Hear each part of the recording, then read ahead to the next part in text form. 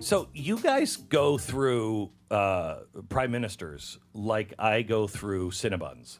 I mean, it's ridiculous how often you seem to be going through them. But that is what the European debate has done. I mean, arguably, I've personally got rid of 2 prime ministers. I mean, Mrs. May resigned last year the day after the European elections, you know, because we'd smashed her. She went, and Cameron resigned because I forced him to call a referendum, which he lost. So, yeah, it's been we have had, in 5 years in the UK, we've had a major national referendum and 3 general elections. Nothing like it has ever been seen before. And the reason is this. The referendum, we were promised, however we voted, it would be delivered. The will of the people would be respected. But was it hell? Was it hell? And seen, basically, is the establishment trying their best not to deliver Brexit, but then in the end being forced to do so. So you get rid of the prime ministers, but you also got rid of one of my favorite guys, the guy who's just like, order, order. Who was that guy? He was great. Yeah, thank goodness he's gone. He may have been entertaining to an American public. No, to Americans, that was great. But believe you me, he was using every trick in the book to try and stop Brexit from happening. So, what was his role? Well, the Speaker of the Parliament, I mean, he has the casting vote if there was a tie. His job is to decide what the order of business. Okay, so it's like our Speaker of the House. Absolutely. Yeah, But normally, legislation can only be tabled by the government. But he allowed just backbench members of Parliament to table legislation, all of it designed to stop Brexit from happening and to force us into having a second referendum. So what was it? I'm very pleased he's gone. Yeah, what was it like at 11 o'clock last Friday? Just amazing. I'd booked Parliament Square for the event, and we had 100,000 people come, despite the fact it was late at night. They'd all dressed up. I think every eccentric in England had turned up. People dressed up as Winston Churchill and Union Jack flags. And yeah, we had the big countdown, and suddenly 11 o'clock was there. And for me, I mean, this has been 27 years. I've campaigned for this for 27 years, over 20 years in the EU Parliament. And it was just the most extraordinary feeling. And whilst there is still work to do, we've broken the back of this. We've no return. We are never going back into that globalist project. So, yeah, euphoria. I have to say euphoria.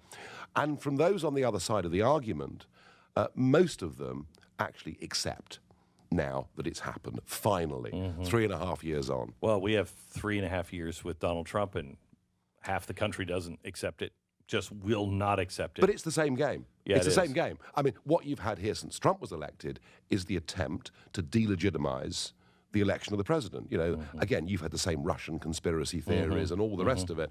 And yeah, some who simply cannot accept Trump as a human being. We've had the same with Brexit. But I think now, those that now think, oh gosh, we should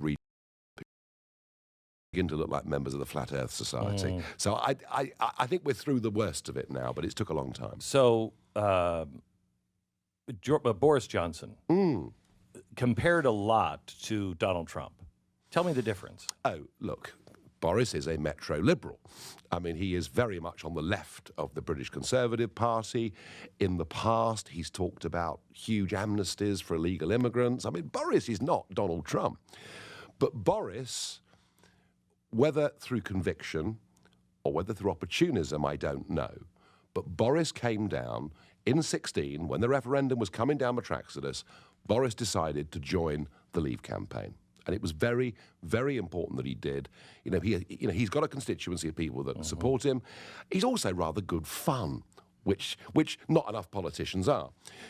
And Boris now is utterly committed. You know, he's promised the British people he's going to deliver a proper break from the European Union.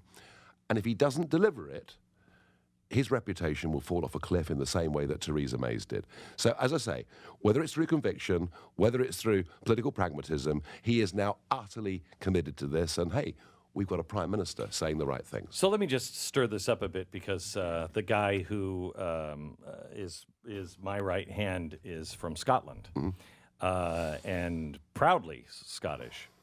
And let's just say the Queen isn't necessarily, the royal family, not necessarily his favorite thing.